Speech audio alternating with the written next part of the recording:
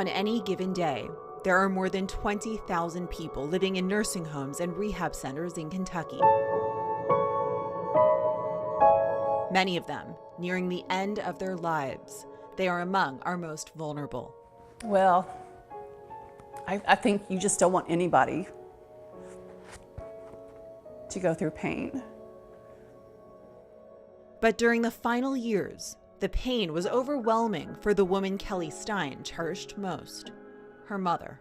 Kelly, it's me. I need to talk to you. Her mother is no longer around to tell her story. She passed away from complications after a long battle with Parkinson's disease in 2016. So Stein is giving her a voice.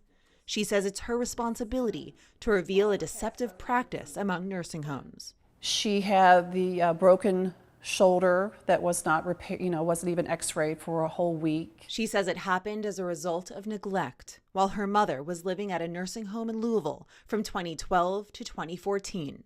Stein's mother, June Lee, once the president of Kentucky's Teachers Union, was always an advocate for others. She appeared here on WHAS back in 1976 while leading a teacher's strike.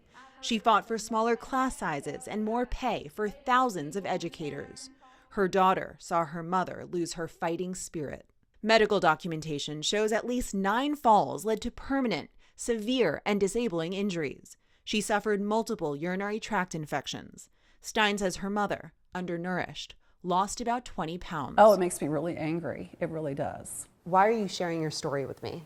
So people will know that their rights are being taken away from them. Something Stein says she wishes someone had told her before she signed on a dotted line after admitting her mother into the nursing home.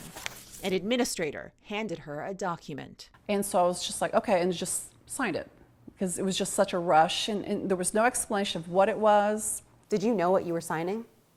No, I didn't know what I was signing. That document is known as a pre-dispute binding arbitration agreement. Legal experts say the majority of nursing homes in Kentucky and around the country include it in their admissions process. You don't have to sign these forced arbitration to get into a nursing home.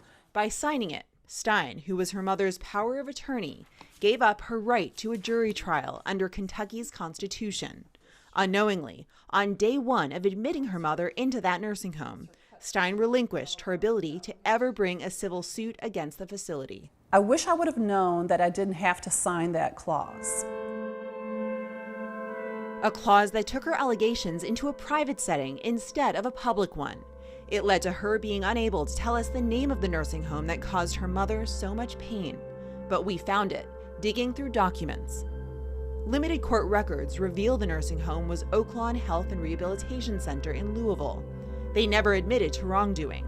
We tried contacting the nursing home directly, but it doesn't exist anymore. A few years ago, it was sold. Stein's attorney, Lindsay Cordes, has seen it happen many times before. When nursing homes face bad ratings and legal trouble, she says they often change their names and ownership.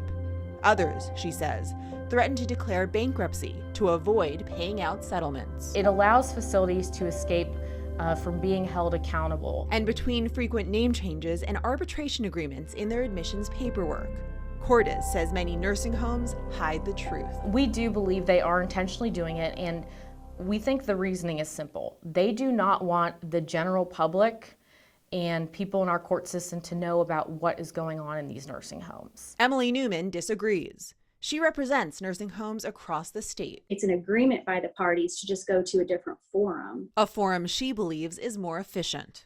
Arbitration will expedite a case. It will go faster. You can get things done more quickly. You don't have to wait on the court's docket. But Stein and her lawyer argue the public is often kept in the dark when lives are at stake. If you go to a restaurant, you can see a letter grade on the restaurant.